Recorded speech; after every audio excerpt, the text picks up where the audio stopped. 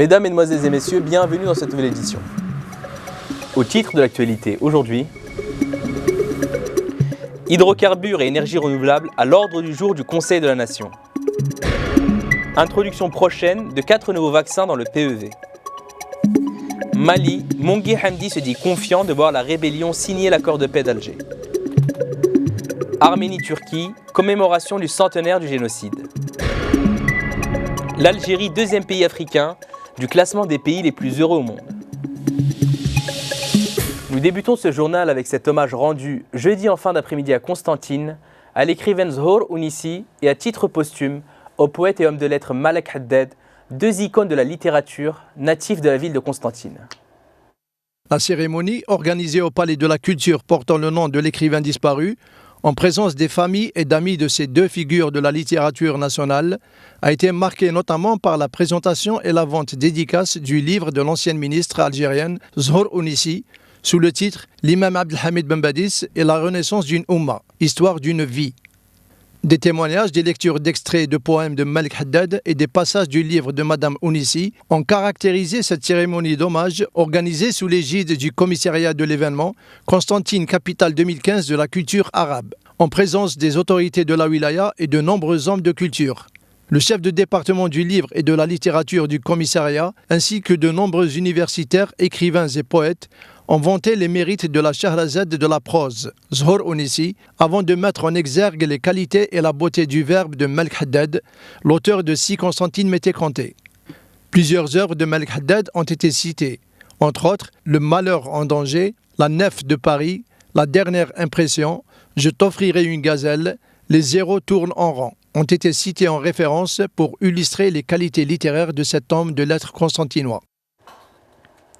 Sur le plan économique, le ministre de l'Énergie Youssef Yousfi a affirmé jeudi que les perturbations de distribution de carburant enregistrées récemment au niveau des stations de service étaient dues au retard accusé dans l'acheminement et l'approvisionnement en dépit de la disponibilité du produit. M. Yousfi, qui répondait aux membres du Conseil de la Nation lors d'une séance consacrée aux questions orales, a indiqué que les perturbations enregistrées récemment dans la distribution du carburant ne sont pas dues à une pénurie, mais à des problèmes de transport, liés notamment à la mise en rade des tankers en raison des conditions climatiques et à des difficultés d'acheminement. Il a précisé que le déficit des capacités actuelles de stockage de naphtal a accentué cette situation. Concernant les énergies renouvelables, M. Yousfi a indiqué que l'Algérie mise sur la baisse des coûts de production des énergies renouvelables à travers la fabrication des panneaux solaires et des appareils utilisés localement pour la concrétisation de son nouveau programme de développement de ce type d'énergie. Le ministre a dans ce sens inviter les investisseurs à s'orienter vers la fabrication des appareils et panneaux solaires pour contribuer à la réduction de leur prix, afin de pouvoir générer l'électricité à partir de cette énergie propre pour un coût avoisinant ou égal à la production d'électricité à base de gaz. À une question sur la possibilité de réaliser le programme de production de l'électricité à base des énergies renouvelables, le ministre a souligné qu'il s'agissait d'un problème financier car le coût de cette énergie demeurait très élevé, précisant que les programmes seront tracés en fonction des capacités du pays. Le programme national de développement des énergies renouvelables, basé essentiellement sur l'énergie solaire, vise à produire 22 000 MW à l'horizon 2030, ce qui permettra d'augmenter la part d'électricité générée à partir des différents types d'énergie renouvelables à plus de 27% de la production nationale de cette énergie. Le ministre de l'Habitat, de l'Urbanisme et de la Ville, Abdelmajid Tebboune, a révélé jeudi que plus de 125 000 logements sociaux publics étaient vacants ou occupés par des personnes autres que les bénéficiaires réels. Plus de 125 000 logements sociaux publics, vacants ou occupés par des personnes autres que les bénéficiaires initiaux, ont été recensés à début avril, a fait savoir le ministre dans une déclaration à la presse en marge d'une séance de questions orales au Conseil de la Nation. Les offices de gestion et de promotion immobilière ont lancé début avril une enquête à travers le territoire national pour recenser les logements sociaux publics vacants ou occupés par des non-bénéficiaires. Cette enquête se poursuit, a ajouté le ministre, pour qui le chiffre est appelé à la hausse. Sur la base des résultats de l'enquête, le ministère soumettra un rapport au gouvernement pour prendre les mesures nécessaires pour la régularisation de ces logements, notamment ceux cédés aux tiers en infraction à la loi.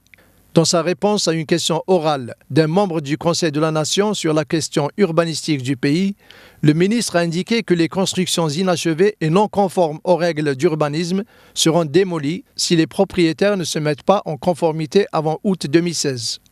Les délais fixés par la loi 0815 relative à la régularisation des constructions ne seront pas prorogés, a-t-il averti, soulignant que plus de 70% des demandes soumises aux communes à cet effet ont été traitées.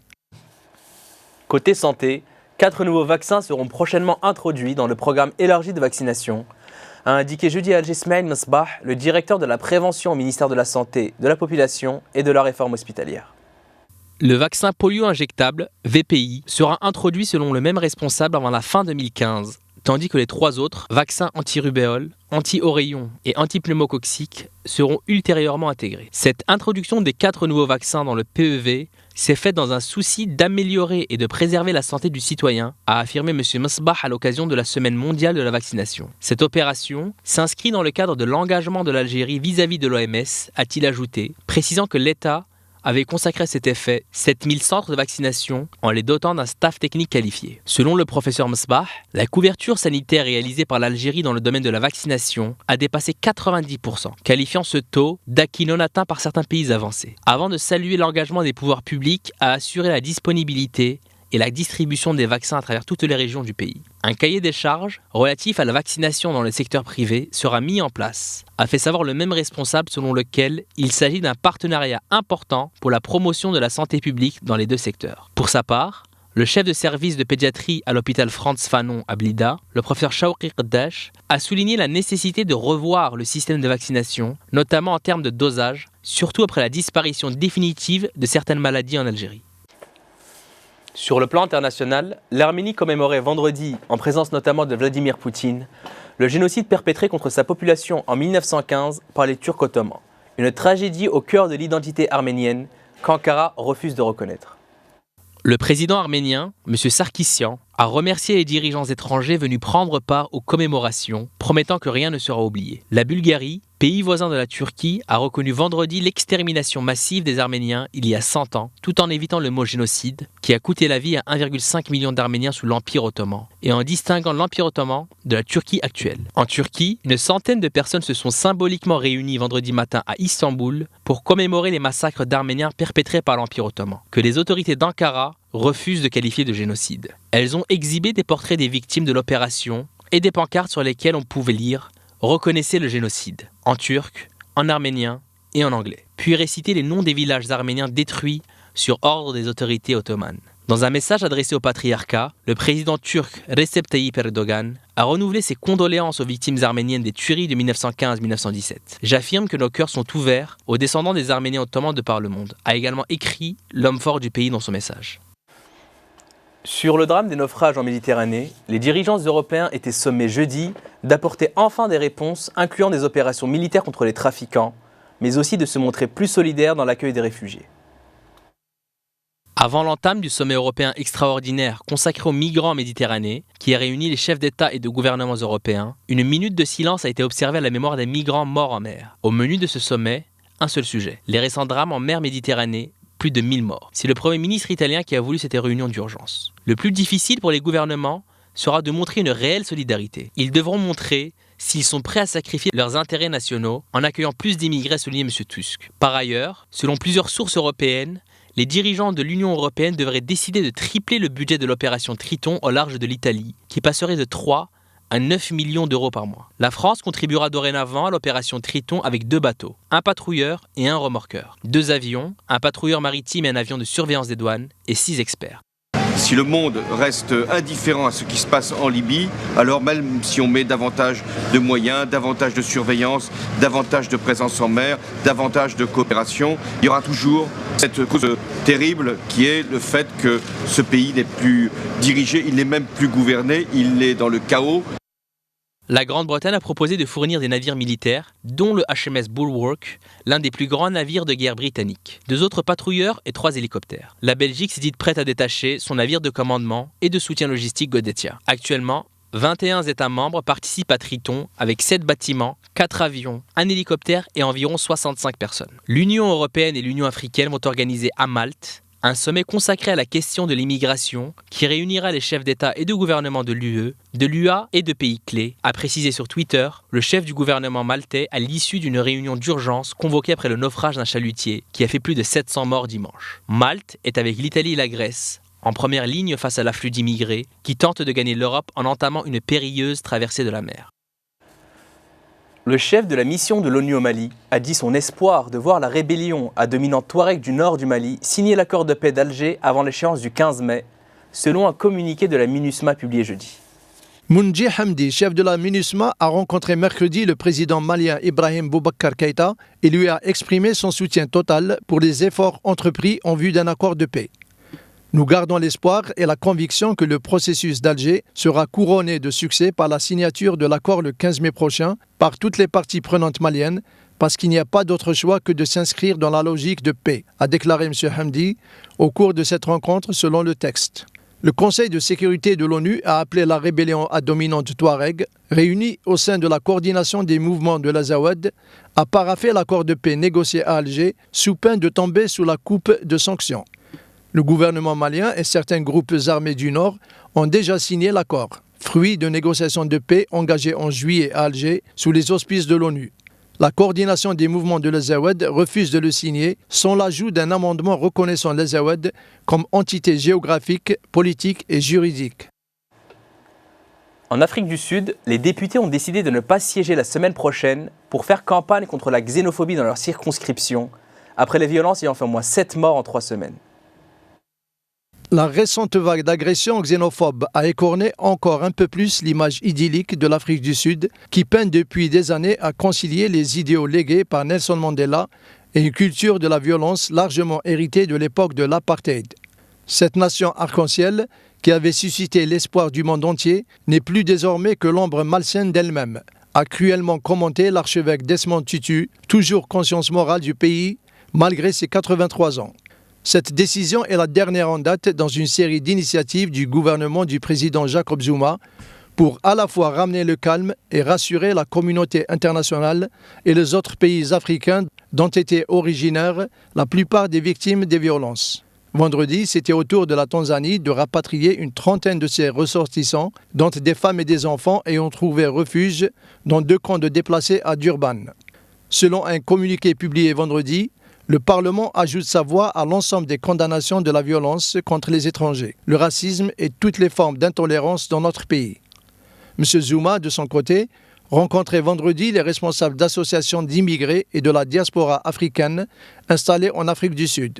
Il a aussi publié une lettre ouverte au poète mozambicain Mia Couto, qui a rappelé dans une tribune cette semaine la dette de l'Afrique du Sud envers son pays. Alors que le chômage continue de toucher une grande partie de la majorité noire, plus de 20 ans après la fin du régime raciste d'apartheid, les immigrés du continent sont accusés de prendre le travail des Sud-Africains, voire leur logement, et de contribuer à la criminalité élevée. En Tunisie, pour fêter la Dakhla, la fête qui clôt la session d'examen au lycée, les élèves de plusieurs établissements ont rendu hommage au groupe terroriste Daesh et au Troisième Reich. Quelques semaines après le terrible attentat du musée du Bardo en Tunisie, ces images ont de quoi laisser perplexe. Selon Géopolis, les étudiants de plusieurs lycées tunisiens ont célébré la fin des examens d'une manière peu conventionnelle. Cet événement annuel, appelé Dakhla, donne lieu à des festivités qui ont pris ce jeudi une forme inquiétante. Ainsi, dans un lycée de Djendouba, une immense bannière représentant Adolf Hitler a été déployée devant une foule en liesse. Dans un autre établissement à Kairouan dans le centre du pays, c'est le groupe terroriste Daesh qui est porté au nu. Sur un immense calicot déployé, on distingue un combattant armé d'une épée avec derrière lui les images de prisonniers habillés de la désormais tristement célèbre tenue orange. L'un d'eux semble brûler vif, comme le fut le pilote jordanien fait prisonnier début février, et dont la vidéo rendue publique avait choqué le monde. Des symboles anti-Occident et anti-Israël qui ont indigné le pays dans sa majorité. Toutefois, il s'agit de garder à l'esprit que plus de 3000 Tunisiens ont gagné l'Irak et la Syrie, soit le plus grand contingent de volontaires du monde. On attend désormais la réaction du gouvernement tunisien face à ces douteux hommages. Culture. Selon le World Happiness Report, étude internationale sur le bonheur rendue publique jeudi 23 avril à New York, c'est la Suisse qui est le pays le plus heureux du monde devant l'Islande et le Danemark. L'Algérie arrive au 8e rang du monde arabe et au 2e rang africain.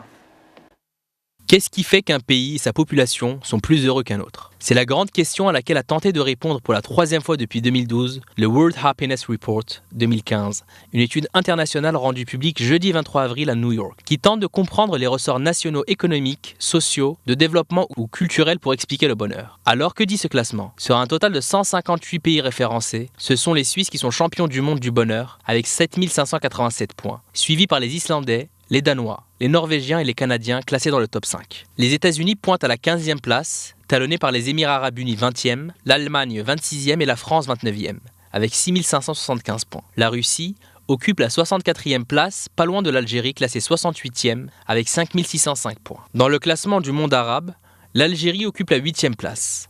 Les champions sont les Émirats Arabes Unis, 20e, Oman 22e, le Qatar 28e, l'Arabie Saoudite 35e, le Koweït 39e. En Afrique, l'Algérie occupe un honorable 2e rang, juste derrière la Libye. À voir le classement, l'Algérie est mieux lotie que la Turquie 76e, le Liban 103e, la Tunisie 107e ou le Maroc 92e. Dans le top des pays les moins heureux figure le Rwanda, 154e mondial, le Bénin 155e, la Syrie avec les tristes événements qui ont entamé la 5e année, son 156e mondial, le Burundi 157e et le Togo bon dernier qui ferment la marche de ce classement. Ce classement s'est opéré sur les périodes allant de 2012 à 2014 pour être publié dans l'année 2015. Merci de nous avoir suivis dans cette nouvelle édition et à bientôt sur Numidia News.